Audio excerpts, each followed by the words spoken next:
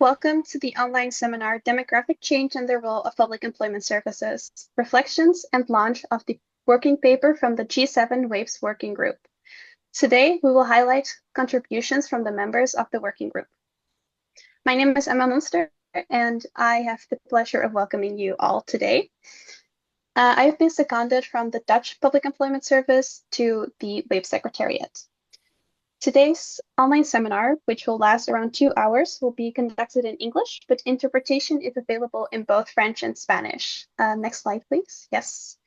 So to choose your language, click on the globe in the menu bar at the bottom of the Zoom window and choose your language. Just repeating, for French or Spanish interpretation, please click on the globe in the menu bar at the bottom of the Zoom window and choose your language.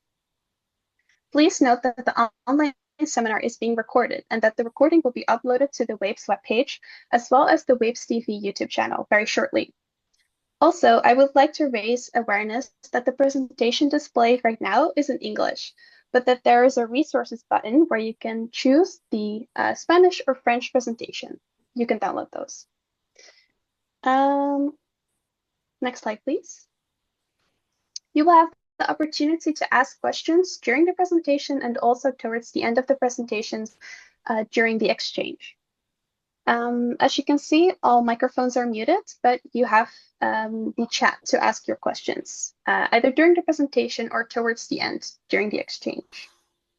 Let us move on to the opening remarks of our WAPES President and Director General of the Slovenian Public Employment Service, Ms. Greta Metka-Barboš-Gerbinj. The WAPES community is very honored to have you here with us today. Ms. Gerbinj, the floor is yours. Thank you very much, Emma, and all Secretariat team. Good afternoon, dear colleagues. It is my great pleasure to welcome you as the WAPES President to today's webinar. This session is a special one because it is dedicated exclusively to WAPES members. We are very pleased to have you here for the launch of the G7 Working Paper on Demographic Change. This paper is a result of more than a year of hard work. Since the spring of 2024, our WAPES working group has met regularly to exchange experiences and ideas, analyze trends, and identify best practices. Today, we present the outcome of this collaboration, a paper that reflects the knowledge and commitment of many public employment services, researchers, and partners. The working paper is available in English, French, and Spanish, ensuring that all our members can access and benefit from it. This working paper is more than just a publication. It is intended as a practical tool to inspire, encourage dialogue, and support our efforts in improving labor markets worldwide. I would like to sincerely thank all the members of the working group for their dedication. Their collective effort has made this possible. Allow me a few words about demographic trends in my country, in Slovenia. We are proud to say that the unemployment rate in Slovenia is at historic low. A bit over 43,000 people are registered as unemployed. The ILO survey unemployment rate is 2.9%. It is third position after Malta and Czech Republic. This is a remarkable achievement, yet it also brings new challenges. Slovenian employers and the private and public sector are now struggling with significant labor shortages and skills mismatch that affect a wide range of occupations. Like many European countries, Slovenia is facing demographic pressures, including the aging and shrinking of the working age population. Combined with the digital and green transitions, these trends present long-term challenges that require coordinated strategic responses. In this context, it is not surprising that labor migration is becoming an essential part of our daily reality. One of the strategic goals of the Employment Service of Slovenia is to activate all available labor potential domestic, and we aim to achieve this through upskilling, improving working conditions, informing and engaging the public, and then creating opportunities to connect employers with workers, nationally and also internationally. As part of these efforts, we have launched both national and international initiatives. For instance, our career and employment fairs have grown significantly, and they have already a huge impact. In addition to major nationwide events, we also organize smaller targeted job fairs in towns and regions across Slovenia, tailoring them to local labor market needs. So, demographic change is reshaping our societies and our labor markets. It affects how we work, how we recruit, how we prepare people for the future opportunities. For public employment services, this means new challenges, but also a chance to be innovative, to build partnership, and to ensure that labor markets remain inclusive and dynamic. Thank you very much for this opportunity to present a little bit Slovenian situation and to invite you to today's discussion. And I hope that we will learn a lot from each other and improve our strategic approaches to mitigate demographic challenges in the future. And now it is my pleasure to hand over back to the Secretariat, to Nicole, to lead this working group and guide us through the paper and today's discussions. Thank you very much. Yeah, many thanks, Medka, for your welcoming words and for introducing also this very important launch today, this very important webinar. As Medka already mentioned, today we officially launched the WAPES G7 working paper on demographic change, and I'm very proud of this accomplishment. This work has been carried out by the whole group, by all WAPES G7 member countries. And I also want to underline today that the role of WAPES in this working group has been explicitly mentioned also in the recent labor and employment ministerial declarations in Germany, Japan, and Italy. This is just to underline the importance of our joint work on demographic change. The working paper itself, it covers more than we can discuss today since we only have a short dedicated time. But yeah, we want to focus this afternoon or wherever you might be this morning for some of you or evening late on 4 central themes. So before we begin, I want to acknowledge that our members are here today and one by one. But also just to let you know, and I want to raise awareness really about this, there are some representatives today here, but I also want to stress that many colleagues in their public employment service and ministries have contributed really significantly to make this work happen. So my sincere thanks to all of them. Starting with Germany, since you all know that I'm seconded from the Bundesagentur für Arbeit, and it's also my employer. And I'm very happy and very proud that I have the opportunity really to work here every day with such great people from the whole WAPES community. So I'm very grateful for this. Starting therefore with Germany, with the Bundesagentur für Arbeit, is presented today by my very good colleague, Mr. Haben Gebremedin. He's a consultant at the Bundesagentur für Arbeit. From Japan, we have from the Ministry of Health, Labor and Welfare presented today, Ms. Minako Takasaki. She's the Deputy Director in the Employment Policy Division and Employment Security Bureau and Project Coordinator at WAPES, and also a very good colleague of mine. From France, we have from France Travail presented today by Ms. Isabelle Ibanez, Head of International Cooperation at France Travail. From Italy, from the Ministry of Labor and Social Policies, presented today by Professor Romano Benini. He's Professor of Welfare Sociology and expert for the Minister of Labor. From Canada, from the Employment and Social Development Canada, presented today by Ms. Sophie Gravelin, Acting Manager in the Skills and Employment Branch. From the United Kingdom, from the Department for Work and Pensions, presented today by Ms. Charlotte Clancy, from the Withdrawal Agreement Implementation Lead. And not with us today, but our former members from the United States, the National Association of Workforce Agencies. Although they are not, the USA, as you all may know, is no longer a WAPES member. I want to thank still these colleagues, especially Scott Sanders, President and CEO of NASWA, and Ms. Carrie Eads, Vice President for Communications and Operations, for their contributions until to the end of the WAPES membership earlier this year. So what's in the working paper? Well, there's a lot beyond today's program because we can only cover so much in that short time frame. Well, there's a map of G7 past organizations and their roles in addressing demographic challenges. And there are the main topics. We have covered 5 main topics on technology and automation, inclusive labor markets for aging populations, skill mismatch and employment opportunities, youth unemployment and demographic shifts, and gender disparities and dynamics in employment. So this working group has been important not only for bringing together public employment service and ministries from around the world, but also for collecting these best practices so that we can share them with you, and we will hopefully you can use them in your daily work. So with this overview, it's now my pleasure to hand over to Professor Romano Benini. He's Professor of Workplace Sociology and expert to the Minister of Labor, who will guide us into the next session, the challenges and solutions identified by the G7 nations. Over to you, Romano. Okay, thank you. Thank you, Nicole. Thank you, everyone. So this really fast explanation is about labor market participation and demographic challenge in the group of G7, because we share the same problem, the same demographic changement, but with a different level of problem and opportunity. So next one.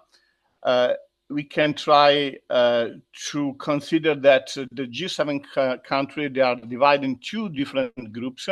One group with a higher participation in the labor market, more than 77%, United Kingdom, Germany, and France. And a nation with a lower participation in the labor market is Italy with 6-7, USA, South Korea, Canada, and Japan with lower level of participation in the labor market. This, for our opinion, is one of the most relevant problems that we have to consider to improve new kind of policies, not only for the people that are active unemployment and they participate in the active policies, but also for the potential workforce that now is not included in program of active policies. For example, in my country, now we have a really low level of the unemployment rate is about 6%. We have something about 1,600,000 unemployed. They are in active policies, but we have more than 2,700,000 people. They are potential workforce. So it's really different. And maybe also this kind of policies, they are not exactly the same policies that we have to promote for the people. They are in active policies and they are looking actively for a job. So we have to consider this problem because for the consequence of the demographic change, we have to enlarge the people on the active participation and the active population. So this difference between Italy, USA, South Korea, Canada, Japan, or other countries like Spain or what else, and the high level of participation in Germany, France, and UK, they are 10-point gap. So there are million fewer potential workers. So for this reason, we have the same trend, we have the same problem, but you can consider that we have different real importance of this situation.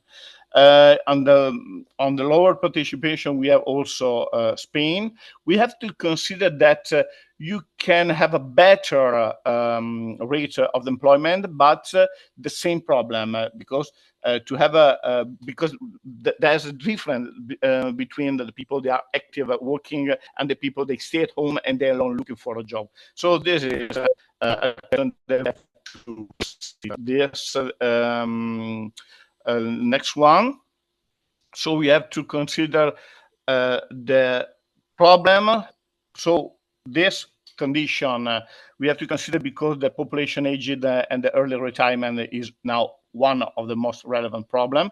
For example, in my country, there are more than 1.5 million people. They are over 65 years. In Japan, they are more. In Korea, they are more. So we have to enlarge and the extension of the retirement age, and to consider the question of the duration of the working life. Another question is a low female participation and the question about work-life balance policies. So And the other question is about the skills mismatch and the segmentation and the difference between the region in every country. And another question is about the relative inactivity and in some places also a rigid work cultures. For example, this is one of the challenging problem. We have this kind of problem, especially in south of Italy. So we have to discuss about these challenges. First one, expand the child care and the parental leave and the female employment incentives. For example, in Italy, we have employment for youth there with a good result, but the female employment incentive, they are not exactly the same level of good result. Obviously, the solution is about the long life learning, upskilling, reskilling, and all the different instruments in lifelong learning. In every country, we have different implementation, especially in Europe. We have to attract and integrate skilled immigrants in every country. Also, in my country, we need, for example, in the next 3 years, we are organizing the inclusion about 700,000 immigrants with skills and the program of skill to enter.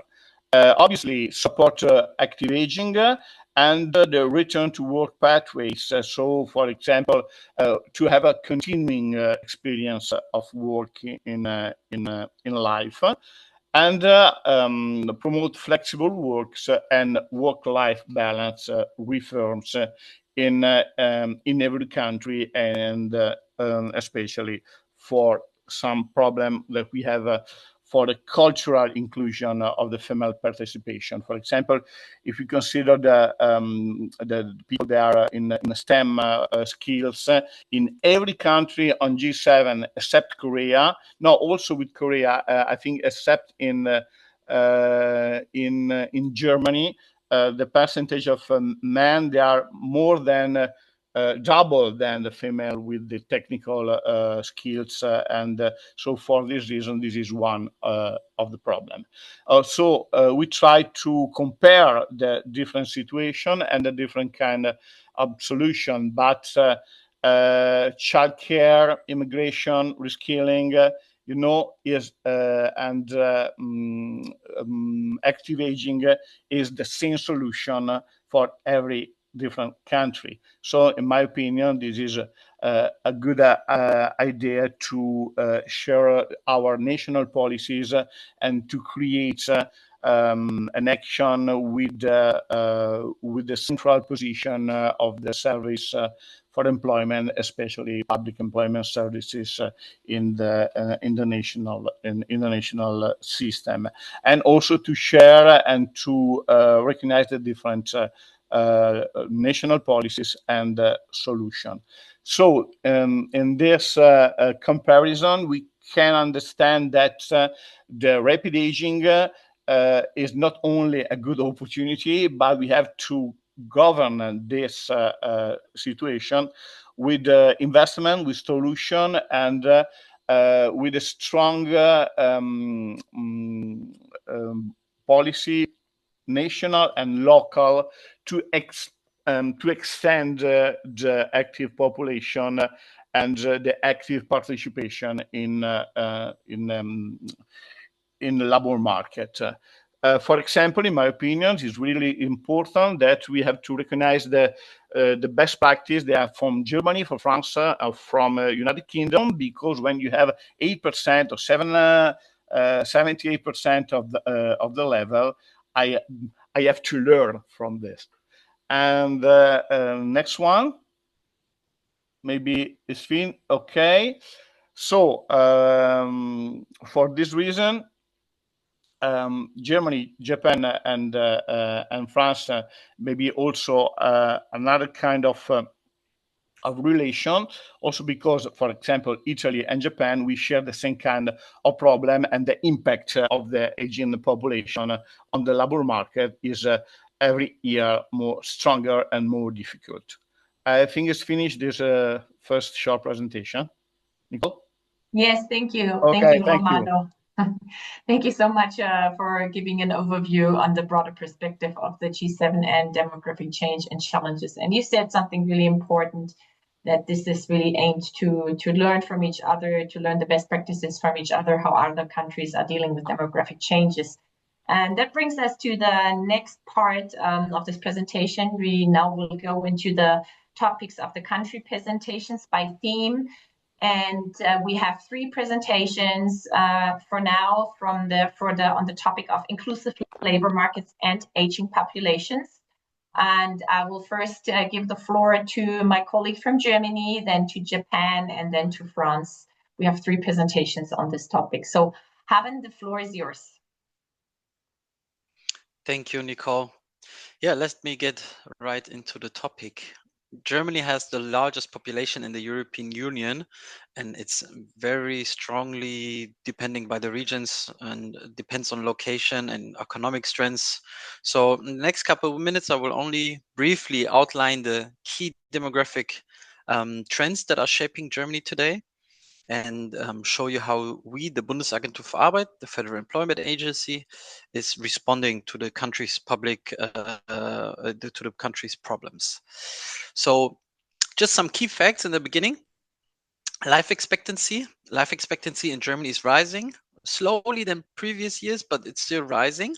And at the same time, the birth rate has fallen sharply over the last couple of decades. So together, high life expectancy and lower birth rates are making Germany's society older. Sorry for the interruption. I'm sorry, but my screen is frozen on this. Do you see already the next slide? No, I don't see it, but we can, I would go into Perfect. Now it's there. Perfect. Yeah. Thank you. Sorry. Don't worry. Perfect. So, and also a topic I will not go into is immigration. Immigration plays a crucial role in slowing the age process, but it's not enough at this point. But immigration would be a topic itself, so I will not get into details on that. So since 2010, more people in Germany have moved to Germany than left, and especially younger and middle-aged adults. But despite this, we still face in Germany a birth deficit, and the demographic change is hitting the markets very hard. Today, you could say that every second person in Germany is older than 45, and every fifth person is older than 66. And an important feature in this is the role of the metropolitan regions. So large cities as Hamburg, Munich, and Berlin and their surrounding are central areas for living space in Germany. And of course, a popular destination for people who are commuting, employees with their families living in these areas or in their surroundings. So in 2022, 60 million, which are 75% of the population, lived in larger cities and their surroundings. So there is a very big challenge to tackle these demographic changes, not just within the whole country, but especially in these metropolitan regions. So the demographic change will profoundly influence how we in Germany will live together, and especially how we maintain prosperity and quality of life in the coming decades. So as you see on the first slide, the big challenges are low birth rate, increasing life expectancy, and aging population. These challenges impact our public employment services directly by a shortage of skilled workers and the burden on social security systems.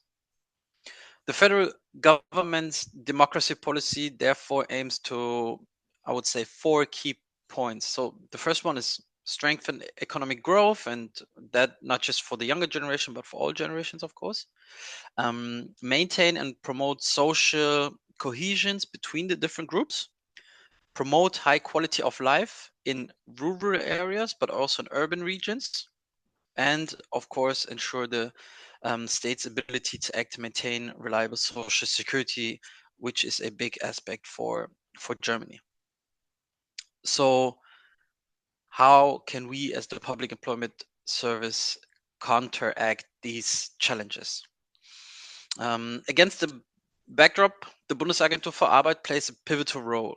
It faces two challenges in the big topics: technological change and demographic change, of course, automatization, artificial intelligence, transform industries. These are shaping not just the workforce, but of course affects the aging population in the workforce more than the younger generation. Thank you for the next slide. So the BA is proactively designing measures to ensure that a smooth workforce transition for the next couple of years is stable. So qualification deficits and mismatches between supply and demand are one of the big challenges that we try to address by, of course, in the first step, collect data, analyze data on the unemployment, job vacancies, and qualifications, and then forecasting tools that enable us to react accordingly, especially when it comes to people over, or part of the workforce that are over 45 and 50 years old. So what are some examples? One is lifelong learning and retraining. So in the last couple of years, especially in the last 20 years, the Public Employment Service usually focused on connecting employers and employees to find a job as soon as possible, which was a good idea. But in these very dynamically changing times, we have understood that it's not just important to get a job very fast, but also in the time that you are between jobs to be able to learn and retrain skills that you need on the labor market. So the BA offers upskilling programs to equip especially older workers with competencies that are required for now emerging jobs. So these include digital training, advanced technical training, and industry-specific knowledge. A second tool that we use is personalized career counseling and job placement.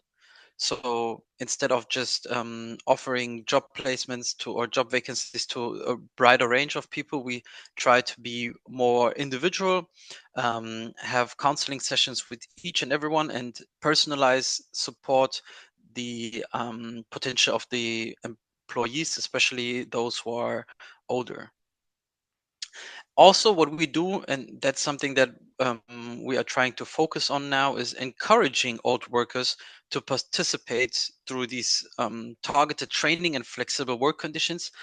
Why do we need to encourage them? In Germany, it used to be easier to stay in one company, or you sometimes even started at the company as a young person and then you finished in that same company for whole your life. And that is not happening. And older workers try to find it hard to adapt to a new company or a new work surrounding. So therefore, they need a little bit more encouragement and also support. And that kind of support is not only given to the employer side, to employee side, but also to the employer side, which is in one example a financial incentives. So, for example, a employer who is interested to hire an older worker can apply for an integration subsidy, which compensates employer for long induction periods when they hire somebody who's older than 50 or 45, and then maybe has a little bit more to learn on the job, which of course affects the workplace. So, for example, an employee who's maybe 55 and above, the employer can ask for a subsidy that can last up to 36 months and cover 50% of the wage costs, which helps the employer to train the employee on the job, recognizing that an older employer may take a little bit more time to learn everything that he or she needs, but at the same time make sure that the employer is not have to pay too much in cost for qualification and training without getting a benefit out of it. So these are some tools that we use in Germany. And just a small topic, additional tool to tackle demographic change in Germany for us at this point is also recruitment of international skilled labor. So the BA actively recruits skilled workers from abroad to stabilize the labor market just in time. And these programs, of course, follow fair and ethical recruitment principles and align with international standards of fair migration, but are a tool maybe for the short term to support the system. The last slide we can skip. So just for time reason, what can we conclude at the end? So despite programs and despite the process that we have, demographic change remains a major challenge. The BA emphasizes lifelong learning for all the workers, women, people with migration backgrounds, and it also focuses on recruiting skilled workers from abroad. But special attention the BA pays for older workers concerning specialized training, upskilling, and also support for the employers by subsidizing the wages. So the BA plays a crucial role in addressing the demographic change and, of course, the mismatch between qualification supply and demand, and finding solutions to have workers who are very near and dear to our hearts, even if they are older, to stay as long as possible in the workforce. And therefore, we tried this through targeted education, retraining, upskilling, and all the aspects that we have in our toolbox to stabilize the labor market and especially strengthen Germany's economic perspective in the next couple of years. Thank you for your attention. Thank you so much, Haben, for giving us really some presentation about the tools and programs used in Germany. And this was very helpful. And I've seen that my colleagues have posted already in the chat that you may raise questions that you want to have. We might have the opportunity at the end to discuss some questions with our panelists today. However, as you know, this is the launch of the G7 working paper today. We will also put the link to our working paper that we have published now just for you. So you will be the first ones that will be seeing this paper also towards the end of the webinar into the chat, and you will be finding also many answers to your questions over there. So, but yeah, you need to stay until the end of the webinar because this will be released towards the end. Well, without further ado, I'm very curious to hear from our Japanese colleague, Minako Takasaki, from her about how the Japanese ministry is shaping the inclusive labor market for aging population. Over to you, Minako. Hey, hello everyone, and so thank you for having me today. So today, I'd like to talk about introduce inclusive labor market for aging population in Japan. So I can focus on Japanese case. So next slide. Next slide, please. Yes. So let me introduce the current and the future situation of Japanese demographic change. The total population in Japan was 125 million in 2022. However, we have been facing the population decline trend. It is estimated that the total population will decline to under 90 million, along with a lower birth rate. Additionally, the aging rate is current 29%, and it is predicted to reach nearly 39% in 2070. It means Japan is one of the fastest aging countries in the world. In this situation, the labor market is also expected to change. Productive age population aged 15 to 64 has decreased from 59.4% in 2022 to 52.1% in 2070. It indicated labor shortages are a serious challenge we are facing nowadays. Therefore, more companies, communities expect older workers, older people to stay in the labor market longer, even after reaching mandatory retirement age, or return to work again. In parallel with this situation, due to price hikes of daily products in inflation, in inflation, more elderly persons, especially those depending on national pension benefit for making their livelihood, are forced to re-enter the labor market. In these backgrounds, Japan's employment rate aged 60 to 64 in 2023 is 74%, and aged 65 to 69 is 52.1%, both of which hit the highest records. Compared with the past data in 2012, aged 60 to 64 is over 16-point increase, and 65 to 69 is 15% up, respectively. Next slide, please. Yes, so this slide is overview of mid-term to long-term employment policies based on the estimation by the National Employment Policy Group. The group focused on 3 cores. Especially in the first core, the public employment service plays a vital.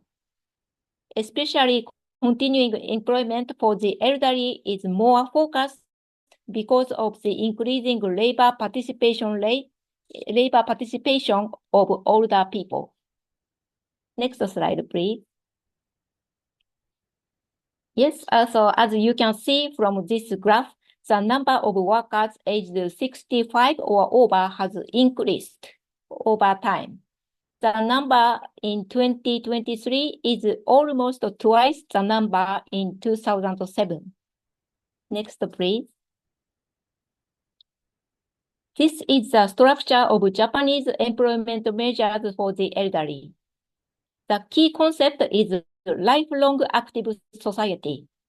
In order to create an environment in which older people can work regardless of their age, the employment policy consists 3 core principles. First core is for older job seekers. Lifelong active support corners have been set up 300 public employment service offices, so-called Hello Work, nationwide. It means that special support sections for job seekers aged 60 or over, where specialized job counselors provide re-employment support considering their pension benefit status, financial plan, physical capacity, and their preferred working style, such as full-time job, part-time job. The second core is for companies. In accordance with the Environmental Policy Act, employers are obligated to keep their employees who are willing to work after retirement age higher until age 65. And also employers are advised in 2021 to make efforts to secure work opportunities for their older employees until age 70. And public employment service in Japan provides companies with expert advice and guidance, as well as subsidies for its implementation. The third is for local areas. In collaboration with local governments and organizations, Public Employment Service Office, so-called Hello Work, the local community strive to create community-based work opportunities that meet their needs, regardless of employment status. Next slide, please. So these three core principles are planned by the Ministry of Health, Labor and Welfare, MHLW, and are implemented 47 regional labor bureaus and over 500 Hello Works. The government directly runs Hello Work public employment service offices. Hello Work is a nickname of PESO. So this slide outlines the scheme for implementing practical employment measures. In MHLW's headquarters, where I belong, policy planning and creation of the subsidy system are implemented in accordance with the Act of Employment Security of Older People. Next slide, please. Practical implementation of the measures is mainly done by Hello Work. There are 544 offices nationwide. Hello Work provides a range of service menus for both older job seekers and employers. For older job seekers, Hello Work provides customized job counseling or placement services at an intensive support corner called Lifelong Active Support Corner. Currently, the big challenge is the needs mismatch between the older job seekers and employers. To address this, specific workshops are held, including negotiating job conditions during interviews, creating an impressive resume, and providing advice on financial healthcare plans for pension life. Thanks to these attentive activities, the successful placement rate in 2024 was recorded as 91.1%. Next slide, please. Okay. Also, Hello Work maintains a close collaboration with local stakeholders, such as the Silver Human Resource Center, through regular events and meetings. Silver Human Resources Centers are located in over 1,300 places nationwide with 674,000 members whose average age is 75.1. The operation costs of these centers are funded by subsidies from nation and local governments. The major role of these centers is to offer community-based job opportunity to their members aged 60 and above. The majority of members seek temporary, short-term, or live work to contribute to their local communities or fulfill their purpose in life and improve their health. In order to enhance the employability of older workers and support their ongoing participation in the labor market, and to realize the lifelong active society, which ensures that older workers are not left behind in the labor market. It is essential to implement the public employment service for older people, integrating three cores. That concludes my presentation. Thank you. Thank you very much, Minako, for presenting valuable data and programs also on inclusive labor markets for aging population in Japan. And I really like the last slide that you made talking about the Silver Human Resources Center. It's a very appreciative way of framing the wording for older workers. So thank you so much. Hopefully this gave a good idea to everyone of what the MHLW is doing on their behalf. So thank you so much for that. And I'm very grateful to announce our next speaker on this special topic, our colleague from France Travail, Ms. Isabelle Ibanez. Over to you. Hello to all. So today I will present France Travail's strategy towards senior job seekers in France. So I will begin with some key statistics to set the context before moving on to the concrete actions we are implementing. And finally, the innovative approaches we are promoting to help seniors return to work. So France, like many other countries, as you've listened, faces major demographic and labor market challenges. In 2024, the birth rate was 9.7 per 1,000 people. 12.7% of the population is between 55 and 64 years old. So while the employment rate of younger seniors, those aged 55 to 59, has risen since the 2000s, France still lags behind many European partners. So only 35% of those aged 60 to 65 remain in work. So this situation has clear consequences. The share of job seekers aged 50 and over rose from 60% in 2008 to 27% in 2024. Seniors are more affected by long-term unemployment. In February 2025, they had been registered on average 582 days compared to 311 days for job seekers aged 25 to 49. Long-term unemployment affects 35% of senior job seekers versus 90% overall. And their reemployment rate is roughly 40% lower than for younger groups. So an aging population, declining birth rates, and longer working lives make this issue a challenge for social cohesion, economic competitiveness, and the sustainability of pension systems. Against this backdrop, the French government has set an ambitious target to raise the employment rate of 55 to 64-year-olds to 65% by 2030. At France Travail, we are convinced the senior brings strong skills and valuable experience to the labor market. So our role is really to highlight these strengths, to raise awareness among employers, and provide tailored solutions to job seekers. So we are determined to ensure that they receive the right support, the right training, and the right opportunities. So by strengthening personalized guidelines, expanding immersion and training, and promoting innovative recruitment practices, we aim not only to meet the government's target for 2030, but above all, to give seniors the recognition and opportunities they deserve. So when we talk about supporting and personalizing support, what does it mean?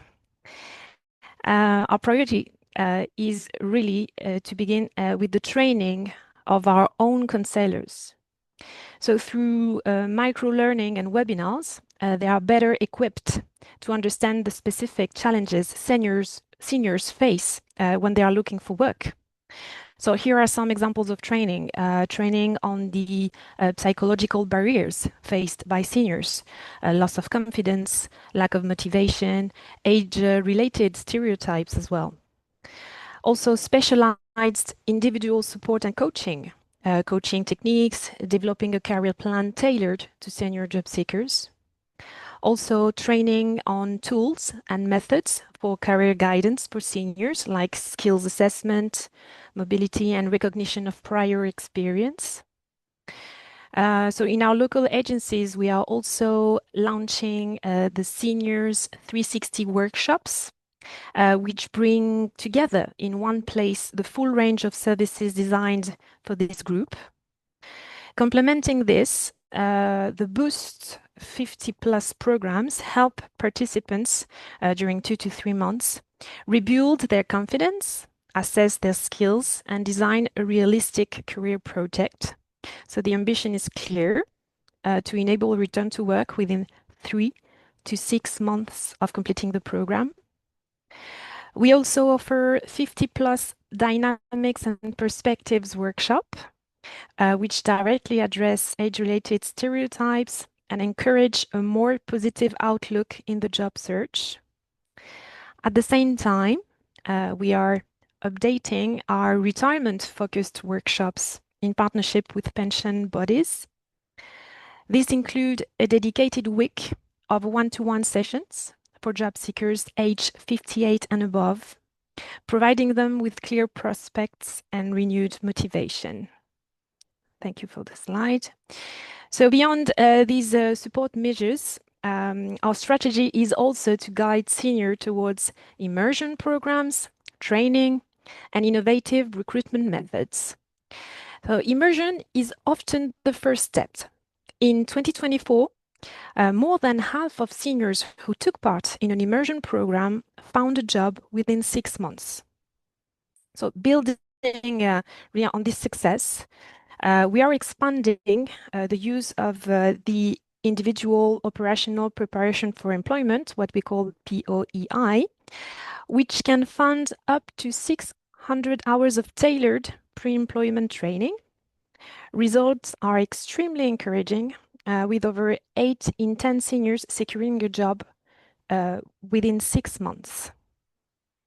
We are also piloting the A2 Senior program in the Île-de-France region. This is an 8-month pathway combining theoretical training and workplace immersion, co-funded by employers, job seekers, and France Travail. And our target is ambitious, 1,000 seniors trained by the end of 2025, with the goal of reaching an 80% reemployment rate. Finally, we are working with employers to encourage recruitment methods that bypass traditional CVs and stereotypes. So initiatives like From the Stadium to Employment, which uses the values of sport to connect candidates and recruiters, or recruitment by simulation, are proving effective. So in fact, 1 in 2 seniors recruited through these innovative methods finds a job within 6 months. That will be all for France Travail. Thank you. Many thanks, Isabelle, for your presentation on behalf of France Travail. So as we have just heard insights on inclusive labor market for aging population from France, this reminds us also that demographic change affects societies at both ends of the age spectrum. Aging population require these inclusive measures to keep older workers engaged, and we have heard many programs, 3 of them from 3 country presentations. But now I want to turn a little bit equally to the equally pressing challenge with the younger generation. So this will be also included in our working paper and is the next theme, youth unemployment and demographic shifts. So I would like to switch over to our first presenter on this topic with Italy and Canada, both telling us on this topic. So I would like to give over to you, Romano, for the presentation on behalf of the Ministry of Labor of Italy.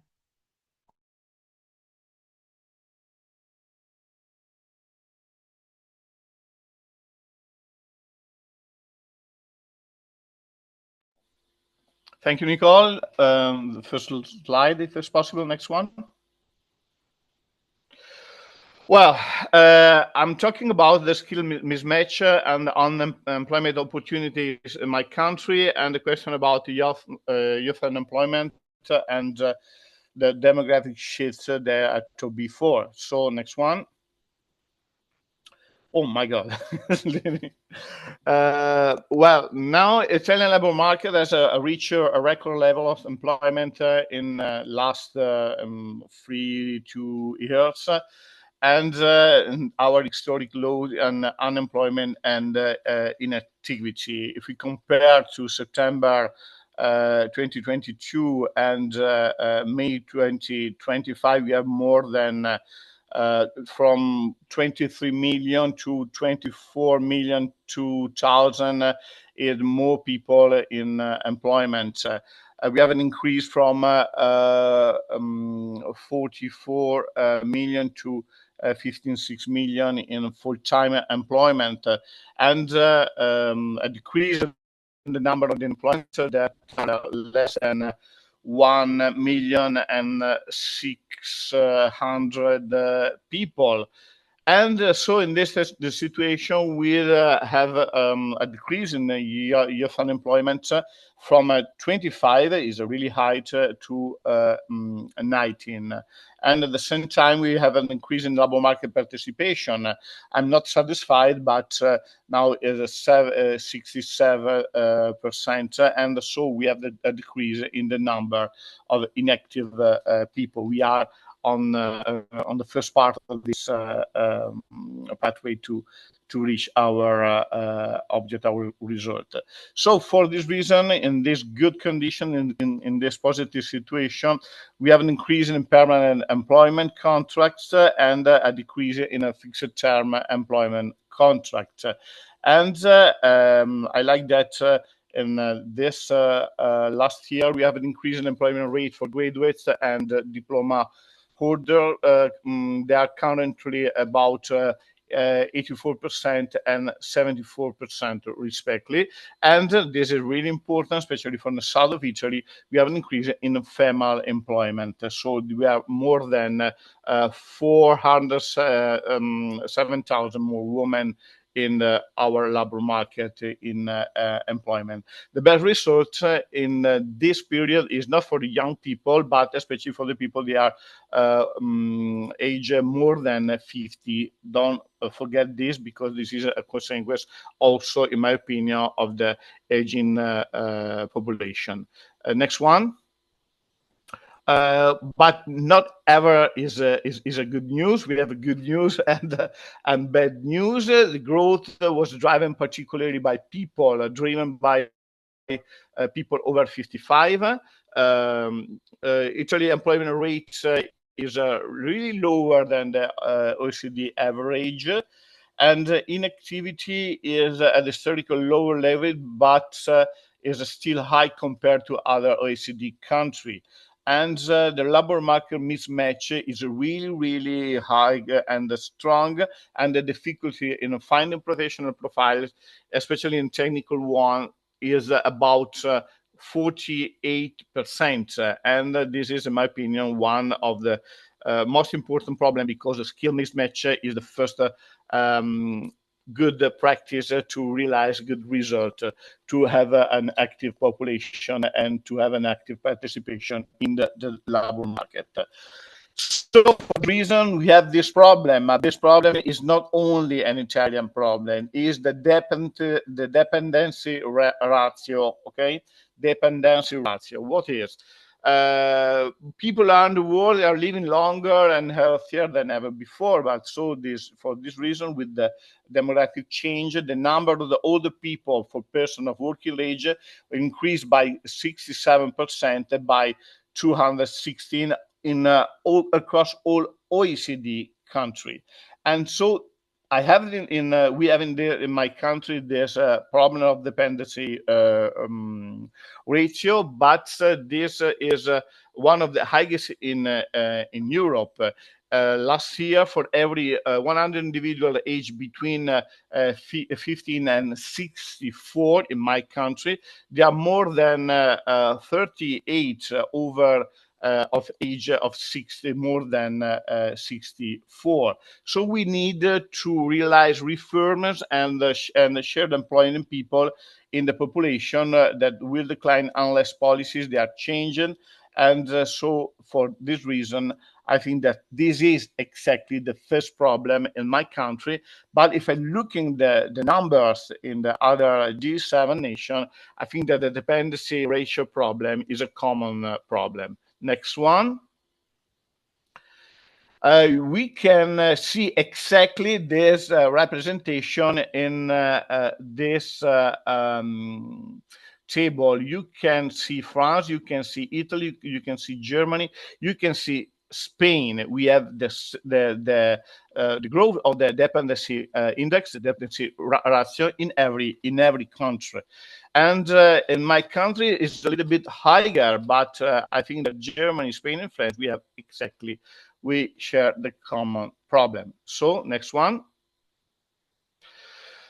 Well, so in my opinion, this is a real red alert, because the number of dependent older people per person of working age in Italy will increase from this percentage to another very high level percentage. And without reforms and investment between this year and 2060, the working age population in Italy will decline by 30%. But if I consider the trend in Japan, in Korea, in France, in Germany, in Spain, I think they are not so longer from this percentage. Next one. So we have to do some kind of different national policies, but the most relevant, they are this policy, in my opinion, and especially from the OECD analysis. First one, mobilizing new reliable resources. The problem is, the question is about potential workforce. Closing the gender employment gap and activating healthy older workers and promoting regular immigration channels. So in this way, we can improve active participation in the labor market. This is the first one. Second one, to improve productivity in the work market. If per productive you and half the rate observed in the OECD, for example, in my country, especially in my country, we have a best result for GDP and for the creation an increase of economical condition, and because the productivity is the other the other kind of solution. More people in the labor market and more productivity. And after, if Italy continue to increase work life lifespan, we think that it can be a burden on the younger generation for the question of the ratio that I told before. So we have to address the economic challenge in my country, and I think also in the G7 country, of demographic aging while experience low income growth. Next one. So we can understand that we have the same kind of problem in the old country in the G7 and the most important country in OECD. If you consider the change in the employment population ratio in the next decades, we can have this problem. Only Mexico stay in a good position, but every country we have the decline of the employment rate in every country. Without this kind of policy, without this kind of solution, and we have to remember that these kind of policies and the solution are around the rule and the importance and the function of public employment service in every country. Next slide, please. Okay, stop. So I finish. And so in my opinion, and I think that the first part is about the good performance of labor market, but now with the demographic change, with the when the people in the young generation, they are lower and lower in every year, we have to, in my opinion, we have to discuss about this solution, about these policies, about the active participation in labor market and young generation, and about the important role of public employment services. So not only for economic solution, but also for social solution, especially because the potential workforce, you can active this potential workforce with social policies and not only with economical and skills investment. Thank you, Romano, for sharing Italy's perspective on youth unemployment and the demographic shifts. So we now continue the discussion by turning to our Canadian members. I would like to give the word over to Sophie, representing the Employment and Social Development of Canada. So over to you.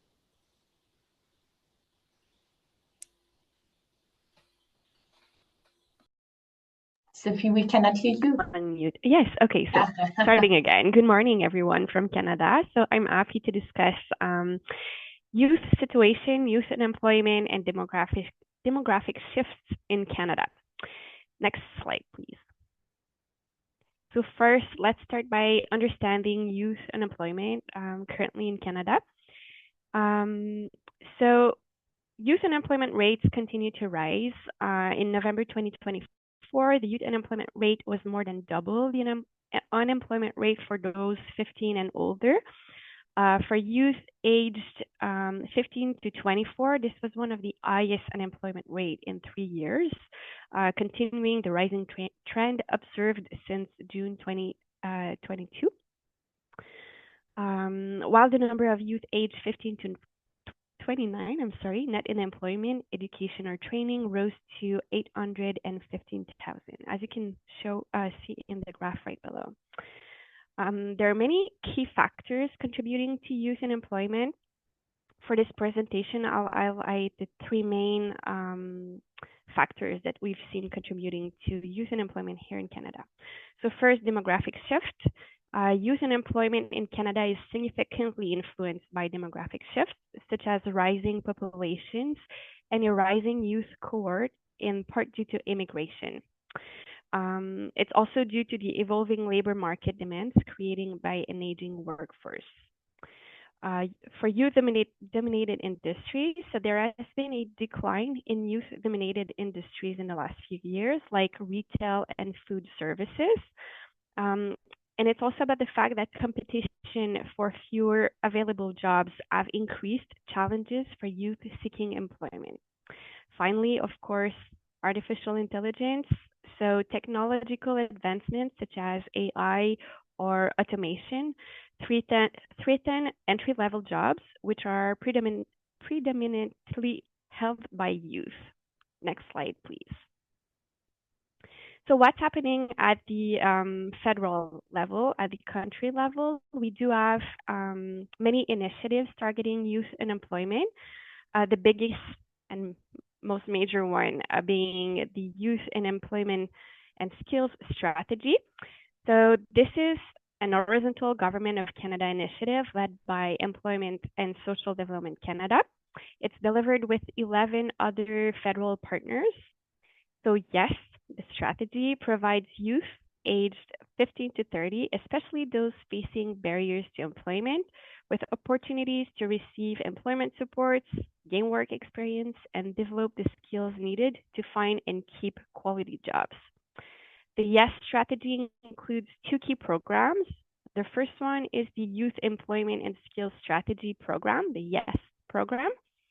So it includes 14 unique programs delivered across many federal departments and agencies, and it provides employment opportunities and supports to various youth across the country and in a number of different sectors, with the specific goal to successfully transition into and succeed in the labor market. The second key program is the Canada Summer Jobs one. So it's a national program that supports employers from not-for-profit organizations, the public sector, and private sector organizations with 50 or fewer full-time employees, provide quality summer employment opportunities for youth aged 15 to 30 to develop and improve their skills. Next slide, please. So as you may know, Canada is a federated country, so we do have provinces and territories we work with. So we do have bilateral labor market agreements with provinces and territories to tackle this major employment issue. So thanks to the investments made through the federal government's labor market development agreements, provinces and territories are able to design and deliver training and employment supports. These programs help young people build the skills and gain the experience they need to successfully enter and stay in the workforce. We do have two provincial/territorial examples to share today with you. So the first one is from Nunavut. The Skills Canada Nunavut program aims to promote and increase exposure of the skilled trades and technology sector to students across Nunavut as first-choice career options. The program identifies and selects current trades and technologies to ensure programs reflect the territory's needs and promotes women in skilled trades. Students who participate in the Skills Canada Nunavut program activities are encouraged first and foremost to stay in school. A total of almost 600 youth participated in the program. The next example is in the province of Ontario. So the next example is in Ontario with the Youth Job Connection program, which targets youth aged 15 to 29 who are multi-barriered and unemployed or in school/training. So this program provides youth work experience and allows them to develop strengthened job readiness skills, personal management skills, and job maintenance skills through placements and experiential learning opportunities, resulting in improved employability and employment retention. From 2022 to 2023, the program supported a bit over 7,000 clients, while the summer version of the program supported almost 4,000 clients. Next slide, please. So now, what are we doing at the with our National Public Employment Service? So, as you may know, Job Bank is Canada's national employment service. It's a free online platform that provides job listings and labor market information. It offers tailored features to help young Canadians explore career paths and find employment, while also supporting employers in recruiting and hiring talent across the country. Job Bank has a few features designed specifically for youth. The first one I'll highlight today is the landing page for young Canadians. So this page helps youth search for summer employment opportunities. It also provides youth with tips to search jobs and explore paid internships and volunteer opportunities. There's also the career planning services page, which includes a school to work transition tool and a career quizzes that help youth make informed decisions about their education and find the jobs and career they want. Finally, we have the labor market information services, which assist young Canadians learn more about occupations they are interested in, including wages, skills needed, and education requirements. So this sums up the situation in terms of youth and employment in Canada, as well as the main initiatives in place both at the national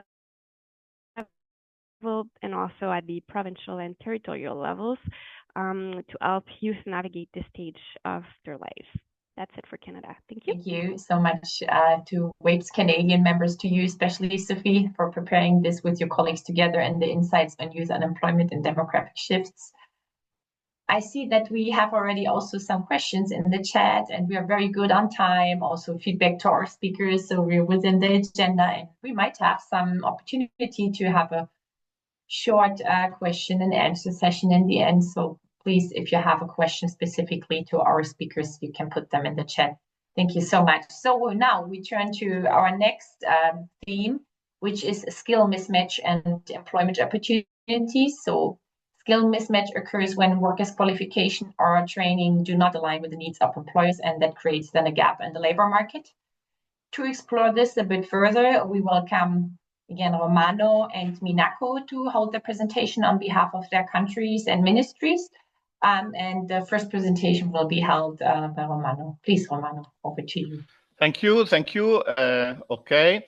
So one of the first problem in my country is the increase of the mismatching, especially north of Italy. So, for example, in the service sector, the greatest challenge of recruiting staff are observed in high technology, information technology, and in telecommunication is about 49%. We have difficulties in different sectors, for example, in transportation, in logistics, and warehousing services, and is easy in tourism and accommodation and catering services. So the decreasing is about 46.7%. This is a relevant phenomenon and difficult affects business and for small and medium enterprise, but also for large business that we have difficult hiring only 3 out of 10 people. This is another problem. So in my country, companies encounter difficulty in recruiting human resources, about 48% of cases. This is especially for white-collar workers and unskilled professional is only about 35%. So especially we need technical skills, especially for manufacturing sector. And in the same way, employers spend over 4 months searching for most difficult to find staff. These usually for a traditional sector, for the textile, clothing, leather, and the footwear industry. You know, this is one of the most important sector in manufacturing Italia, made in Italy system. Wood and furniture industry and construction. But now this question is a relevant question also for support services for business and for tourism services, and about 4 months to the time to looking for workers. Next one. So next one. So we try to improve some policies, especially in the regional system, to have a better matching between demand and offer in labor market. So first one, develop and strengthen employment services. We have a regional system. We have a good employment system in the central and north Italian region. We have an investment plan for the region of south of Italy, because the problem of the labor market and the mismatching is not only in the more developed region, but also in the region they are not the same level of the development, but with good labor market in the last years. Second one, we need to increase the participation in the labor market. The claim is activate the inactive people. So especially for under 29, we have a less percentage of need. The young people, they are not in work, not in training, not in education. We have a good result for this, and now we try to convince and to have the need. They are part of the inactive people to participate to programs to improve skills and to have opportunity of job. Third solution is about the increase of continuing employment and active aging, especially for the question to have a longer duration of working life. And the last one, increase the number of women in the labor market. We have a good result in the last 3 years, but also for the women, we have the question about the work balance policies and to have the potential workforce there. Most of the potential workforce, especially in south of Italy, by women. Next one. So the national plan is the goal. National plan is a guarantee of employment. We have a good result because with the active policies introduced by the program, national regional problem, we have increased employment about 1,300,000 people and jobs in the last 3 years. All of this, they are for young people, people under 35. And these policies are really relevant for the role of the public employment services, because they are promoted and managed by the network, local and regional network of public employment services. And this is, in my opinion, one of the good practices in my country. Now we need to catch up in terms of dissemination of technical skills, and so the relation between school and job, and the public employment service in the Italian region.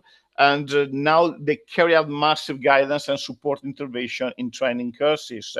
Now we have involved about 600,000 needs, but the final result in this year is around 1 million people that they have included in this program for needs and unemployment people.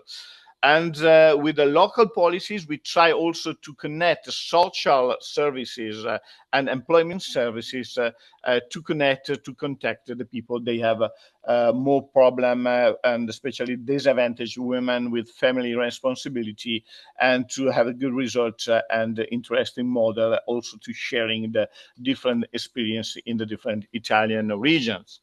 Next one. So these are the numbers, and we have to create for the next 4 years more than 3 million labor opportunities. Is about 3 million and 70 and 700,000. So this is our task, and we have to realize this only with the political governance between the central government, the regional government, and between social policies, working policies, and public and services policies, and long life learning and skills management. Next one. So for this reason, we have to improve in the same way the quality of the Italian employment. And so for the reason, now we have a system of intervention and this kind of investment and public policy levels. First one, we support continuing training and skills innovation in company.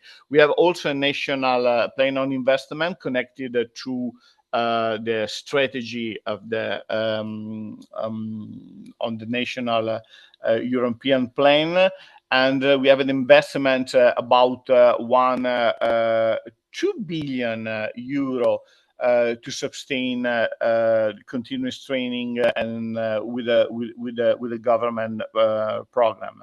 Second, and now for this program, we have more than 500,000 people. They are involved in this kind of program of continuing training and lifelong learning. Second one, activation of the system for the attestation, validation, and certification of the skills. We have to certificate the quality, especially in the small and medium enterprises of the skill program. We try to change our technical training and particularly higher technical training. And we try to enhance also the dual system, so the system with linking school training and work. Also for this reason, we are on the PNR target another special program to have a better relation between the training, education training, and labor market. Next one. So these are the consequences of this. Now we have compulsory training plan on digital skills for unemployment people receiving our unemployment help benefits. We have a platform for the provision of basic digital training for needs and young people. So we have an investment on the technical system and the public platform. We have a national plan for self-employment and to support for the startup of the self-employment and professional work. After this call, I have an important call to launch this program, and I need that program. It was well known by the people, because we have a problem in Italy that every year about 25,000 small and medium enterprise unprofessional they are closed because they have a problem to transfer from generation to generation this opportunity. So for us, this plan for self-employment is really important to create and to active new opportunities also in the small and enterprises, and to create new activities. And so we have launched a national digital platform to access and to promotion the active policies, that we can also join the different regional platform in the same national platform. And we try to promote the corporate welfare and productivity contracts, also to have a relation between public and private system. And last one, we are linking work incentive for strategic sector and business choices in innovation and sustainability. We try to select our incentive to labor market and to have a stronger incentive to strategic sector and female part of labor market. Last one. Okay, so we can understand exactly the different kind of company and a different level of the labor market in my country. Another one. Okay. So with the reason you can understand that also in Italy we need more people that higher skills. You can see third level university and academy. We need about 40% of the people. So for this reason, it's more important to improve higher skill education, and so for this reason also the quality of skills and educational system. Another one, next one.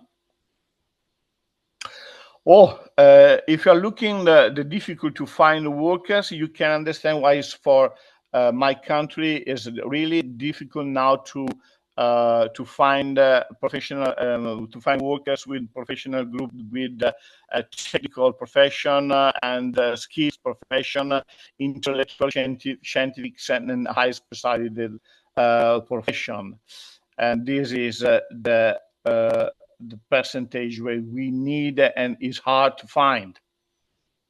Next one. So, okay.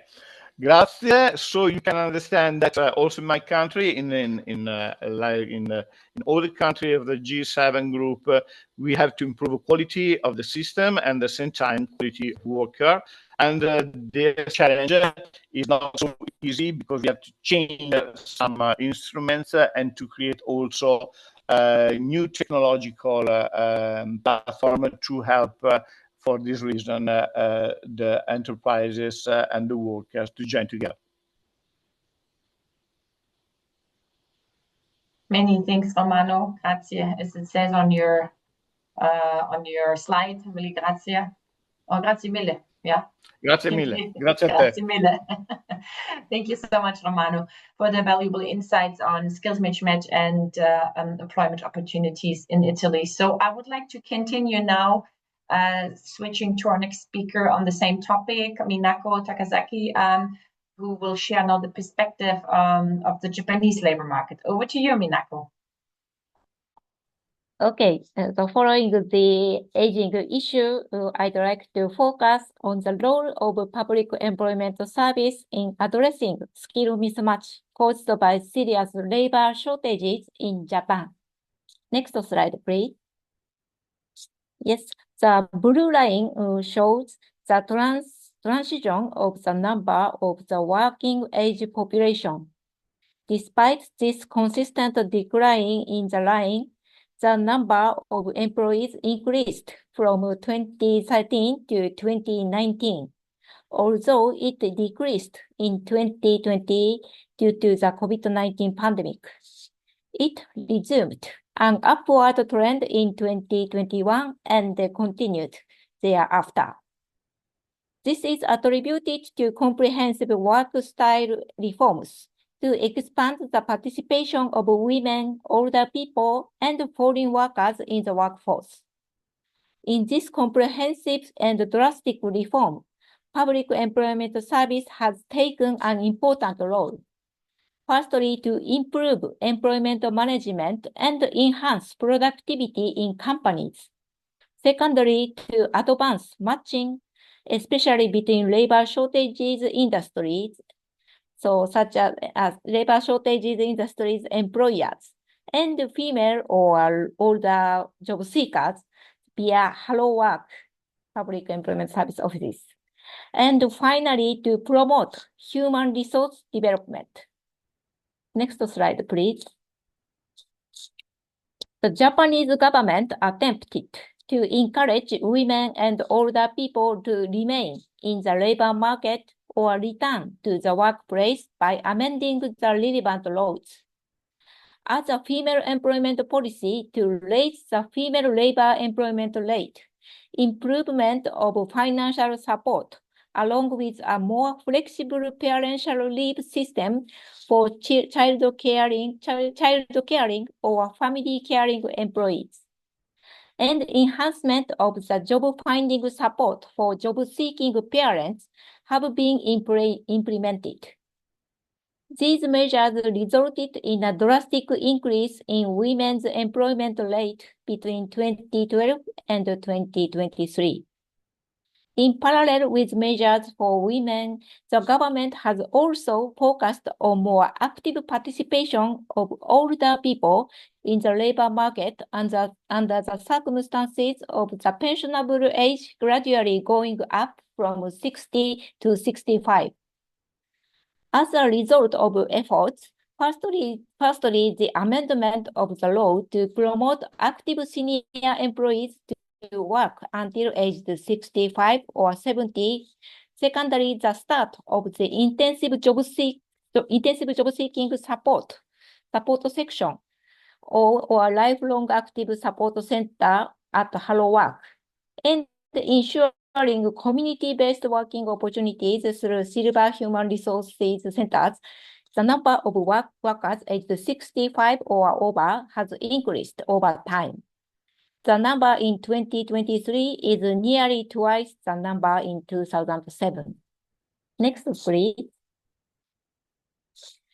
Okay, let's see the specific public employment service measures to reduce mismatch in the labor market. The first key point is to improve employers' employment management skills and to boost employees' productivity. Government enhances counseling opportunities for employers and prepares a range of subsidy options, focusing on employees' working hours, raising the bottom of salary in SMEs, and improving the working conditions of particularly non-regular workers.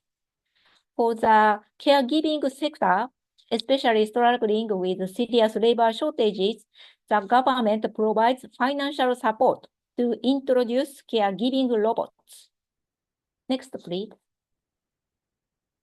The second key point is the role of Hello Work as a matching hub between job seekers and employers. For further enhancement of matching, over 500 nationwide Hello Works have intensive support sections and specialized job counselors. These sections particularly focus on industries struggling with severe staff shortages, such as healthcare, construction, and security. Small to large-scale job fairs, consulting on job offer conditions, and skill needs analysis for vocational and educational training are implemented in collaboration with local-based stakeholders, including the 47 regional labor bureaus, and Hello Works mainly takes the initiative to deal with these activities.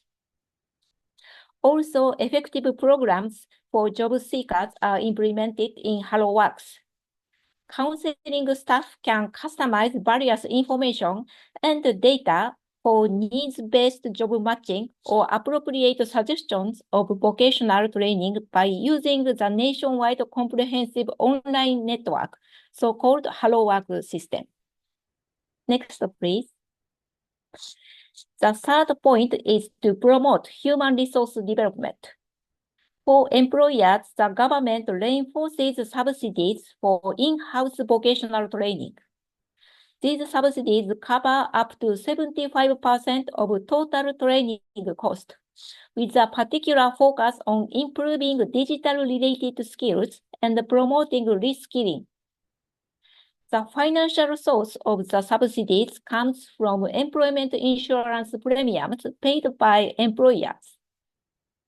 Along with cost support for employers, the government has expanded direct cost support to individual workers. Conventionally, government support in vocational skill development has been through their employers.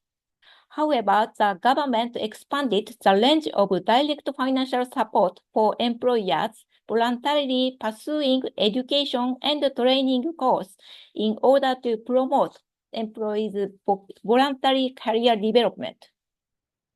This scheme, part of the employment insurance system, is called the Education and Vocational Training Benefit. HLW, up to 80% of the total cost is directly reimbursed to the workers. Financial resources are from employment insurance premiums paid by employers and employees. Finally, we are in a situation to focus more on the foreign workforce to fulfill domestic labor and skill shortages. The improvement of the working environment for foreign workers and effective employment management by employers are ongoing efforts to secure a sufficient foreign workforce in Japan. That's all for my presentation. Thank you. Thank you very much, Minako, for sharing the topic of skills management and employment opportunities on behalf of MHLW. So we have explored this topic now, and I would like to look now at the gaps between workers' qualification and employers. And we will turn now to the last theme of our webinar today, which is about gender disparities and dynamics in employment. Where we will examine how gender continues to influence opportunities and outcomes in the workplace.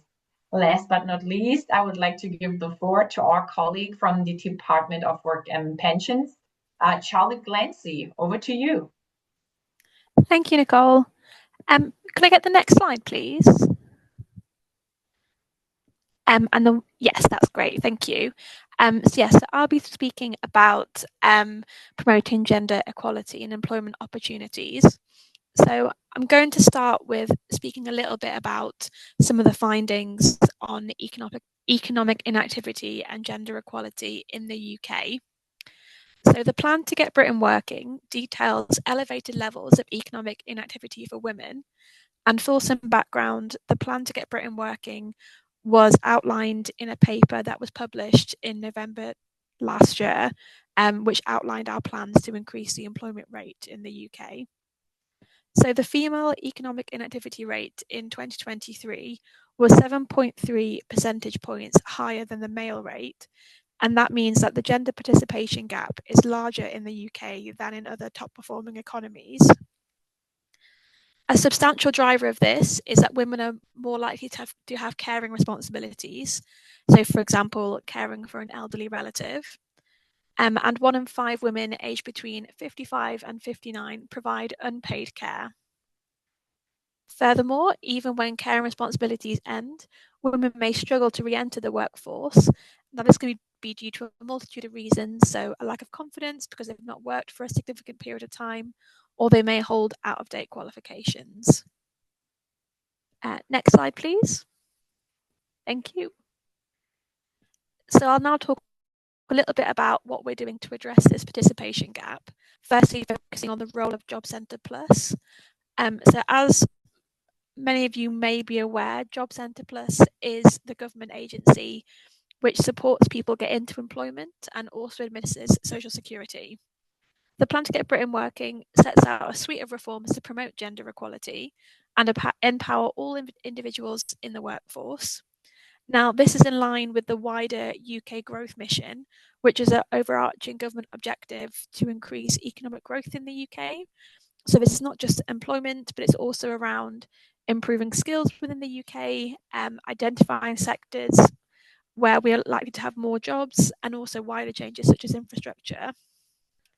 So going back to the Job Centre Plus, this provides personalised employment support through employment with work coaches who can address specific issues that can put women at a distance from the labour market. So that could be caring responsibilities, as mentioned before, also childcare and menopause awareness. So our work coaches in Job Centre Plus use local labour market forecasting to align job seekers with jobs in their local areas and in growth sectors. And we focus on supporting women, especially by identifying areas that might disproportionately affect women. So, for example, administrative and secretarial occupations tend to be more occupied by women. However, they've become increasingly automated, so there's less jobs available in those sectors. So as a result, Job Centre Plus can direct women to digital training and address the gendered impact for future labour market trends. Next slide, please. Another way that we're addressing the participation gap is support for carers.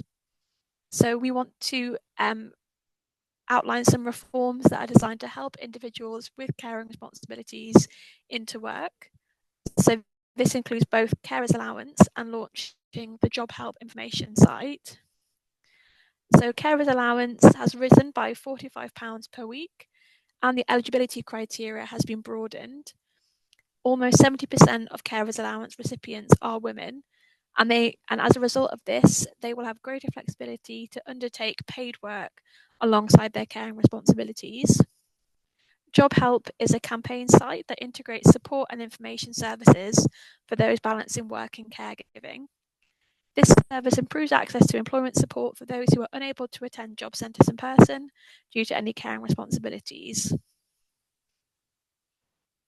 So by reducing gender disparities in employment, the UK Public Employment Service has a strong focus on equalising access to labour market for all people through personalised support at Job Centre Plus.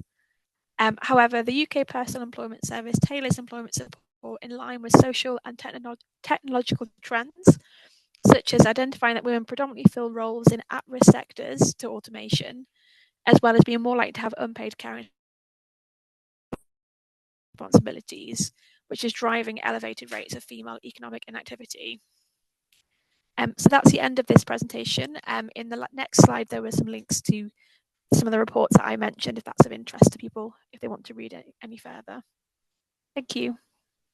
Thank you so much, Charlotte, for also raising awareness about this very important topic on gender disparities on the labor market. Really very much appreciated. So yeah, you all have heard now about 4 topics that we have included in our G7 working paper. We began with the demographic challenges, then moved to aging population, youth unemployment, and then we examined the skills measures and concluded now with Charlotte, with you, with the gender disparities. I see that we have some questions pertaining to these topics. We have also one more topic included in our G7 working paper, and AI and automation. But we don't have a presentation today about this, since this will be probably taking a bit too long. So thank you for the questions that I'm seeing here in the chat. So I would like to give the word over to my colleague Emma, so that she can moderate the question and answer session. Thank you so much, Nicole. Together with my other colleague, we have gathered 4 questions. And the first one is for Isabel, but a similar one was also asked for Haben, so feel free to add your perspective as well. The question is, have you identified any particularly effective ways of motivating older people to undertake training or to get involved in schemes such as Atu Senior? Isabel, over to you. No, that's a good question. That's the key question, I think, for our counselors. So we find that a privileged relationship with the same counselor is essential, really, to build the trust with seniors when it comes to promote this kind of tools like workshops and trainings. We think that the key lever is to personalize also the invitations from France Travail, and also the narrative when it comes to suggesting these workshops and training is really key.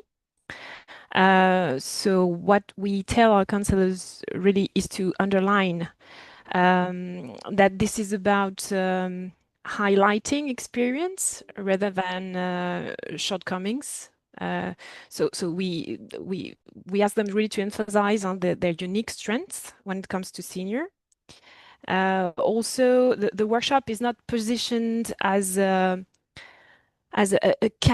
catch-up session. Somehow it's more a space to showcase and update skills. And also we find that announcing practical modules rather than theoretical ones are more appealing. So also we see that when we promote the opportunity to meet other seniors in the same situation is also appealing to this population. So we create this kind of collective dynamic. We promote the peer-to-peer group effect, really, including the testimonials from seniors who found employment through these workshops. And also, I think that we must emphasize that these workshops are really tailored, made for 50 plus audience with regards to the pace, the content, and the themes we are promoting. So yes, that's the overall to us key lever when it comes to promote this kind of tools. I don't know if it answers your question. I think it does. It's very interesting to hear more about all your efforts to get older people involved. Haben, did you want to add anything?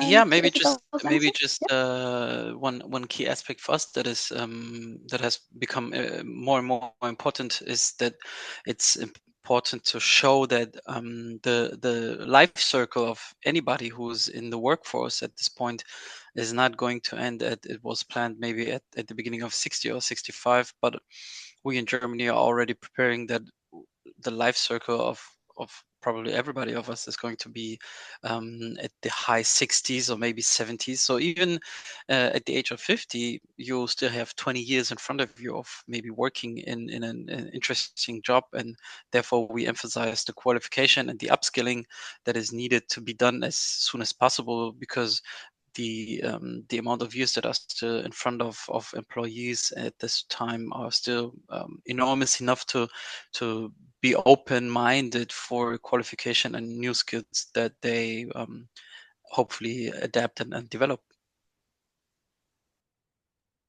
Okay, that's very interesting. I'm actually going to follow up with two more questions for you, Haben. They were asked together from the same person. So what is the level of employers' interest in using these BA measures to find the necessary workforce? And then secondly, does the BA design and organize the trainings on its own, or does it cooperate with schools or other external training providers?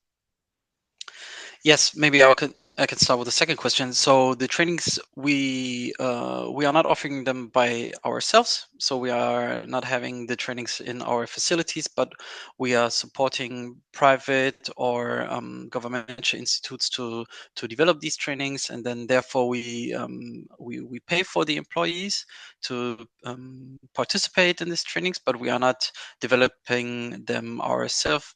But what we have is a form of control mechanism. So training providers who want to be certified by us can apply for it, and then we check if they are suited for it, and then if they are, they get a certificate from the BA, and then therefore they are able to receive it's called a voucher. The employees receive a voucher, or the job seekers receive a voucher and can go to these qualification places to get that training. And the first question, I don't have a number in front of me, but it is, in my experience or in our experience, it is the subsidiarity is an instrument that, as soon as employers know that they are able to apply for it and that they can have it, and they have maybe one or two experiences that went well, they are more eager and more willing to use it more times than not. But companies that have not used it before, or maybe are not informed about it, are usually not that interested in these kinds of subsidiaries, because they maybe sometimes don't have the experience in finding suitable employees that are at these ages of 45 or 50 plus. So in our experiences, it is used and employers like to use it, but usually it's used by employers that have already experienced the benefits of it. And well, we try to make sure that all employees know about the instruments, but we see that employers that already used it are using it more than others. Okay, thank you very much, Haven. It's very interesting to hear more about the way things work in Germany. The next question is for Minako. The question is, as age changes towards the elderly, does this affect the productivity rate? Over to you, Minako. Okay, thank you so much. So this is a very vital and important question and important view. So actually, so aging population so has accelerated. So not only Japan, but also other country, especially G7 countries.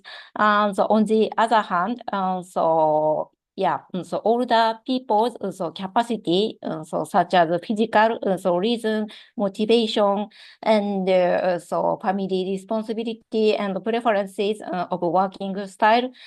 So if so these considering so these so components, so overall so capacity or overall so productivity so might be so decreased.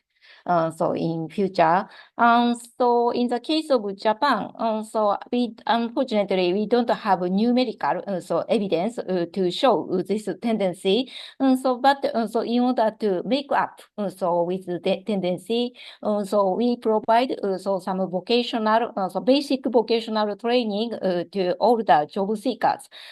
So being familiar with IT literacy, I think so increasing productivity. So it's very important by using using AI, so digitalization, IT, so IT tools. So in boosting so these capacity by older generation. So we try to so provide so some very easy to difficult so workshop. And also so collaboration with occupational health. So these days, especially construction workers, so any so working places, so labor accident, so related to aging or so vulnerable so physical so component, so are more likely happen. So public employment services and occupational health, so health sectors, so collaborate to issue guideline avoiding accident and improving their capacity. So following these these guidelines. So it's personally, it might be important so to consider so this kind of view. Thank you. Thank you so much, Minako. I can imagine those measures would really help people out. The next question is for everyone, so feel free to unmute and answer. In which sectors of activity is the target population, older people, most integrated based on your experience? Would anyone like to answer this one? Well, yes, I can maybe give some insights on the French labor market. What we see is that the market of personal services, care, support are the ones who are often looking for the interpersonal skills and reliability of people. So they tend to insert senior job seekers easily. We can see that in the home care sector. The home care sector really is is among those that employ a significant number of senior workers. When it comes to healthcare, though, and social care, it's more supervisory and coordination roles that are taken by seniors. And when it comes to commerce, retail, we can see that it's more customer-facing roles that are targeted really for seniors. And we saw recently, and in Île-de-France region, one of the sectors that hired the most seniors were the accounting management. And apparently they have, shortcomings, and these professions are, they really highlight, the long-term expertise and the rigor and autonomy that a senior can have. So with training, they can handle this kind of position, quite effectively. So also payroll managers, like accounting management and payroll managers for us, these were the key sectors. Thank you so much, Isabel. It's very enlightening to hear more from the French side. Would anyone else like to add anything? Or otherwise, I will move on to the next question.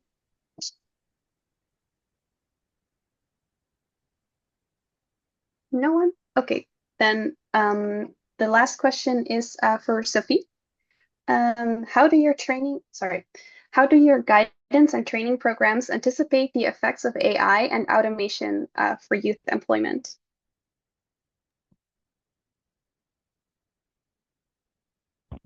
It's a very good question. I'm not working for Jabang. I'm only representing for the presentation. So I'd be happy to send the question to the person in charge of that specific program, so I can relay the most accurate information and come back. Okay, that's understood. Thank you so much, Sophie. We will see how we can provide an answer to this person. And that was it for all the questions. Thank you so much, everyone, for answering. And then I think I'll give it over back to Nicole. Thank you so much, Emma. Thank you to all panelists for making this happen today. And it's a very good question towards the end. AI and automation will be a topic that will be covered more precisely in the next working group, kicking off by the end of October. And I've seen that my colleague Amandine already put some links into the chat. And these are the links to our officially launched paper, the G7 working paper that we finished up, and that is launched today exclusively to our members, since we're very proud to present this to our members. So I hope really that you also will enjoy this reading. Please share the document and the link within your organizations, and please come back to the web secretariat if you would like to get in contact with our panelists of today if you have more questions, like you had for our Canadian representative, Sophie Gravelin. So please come back to us. We'll be happy to provide more information. And I would like to say a last thank you to the presenters and for their contributions really of making this happen today. It's been really great. I'm super proud to be a part of this working group, and I want to thank also very, very much today Ulf, my colleague Ulf, Norman, Amandine, Monia, and Emma Monster that have been helping shaping also this working group and the working paper until the end, bearing with all of us. So thank you so much for doing that. It was really great experience, and we're very happy to have this out today. So like I said, a short outlook, our collaboration continues. The new WAPES International Working Group will not be called anymore WAPES G7 Working Group, since we're not a G7 anymore. We will be working on digitalization and artificial intelligence, and we'll be kicking this off very soon. And I want to warmly invite all of the 6 of the G7 members to stay actively engaged, as WAPES is made for its members and by its members, as you saw on the slide. And I would like to give the floor over to all of my panelists of today for this webinar to give a short, brief final word before we conclude. Oui, merci beaucoup pour cette opportunité. À bientôt.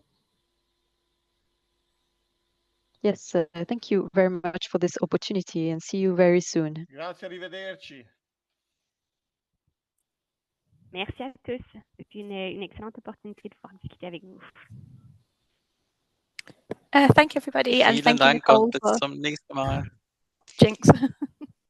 Thank you, everybody. Thank you very much for nice opportunity. Vielen Dank fürs Zuhören. I'm here also on behalf of the German representation. Vielen Dank fürs Zuhören. Thank you so much. Merci. Gracias. This was really wonderful. Please, let's stay connected. Get back with us. And yeah, hope to see you soon and further engagements with the WAPES. Bye-bye. Bye bye. Bye, everybody.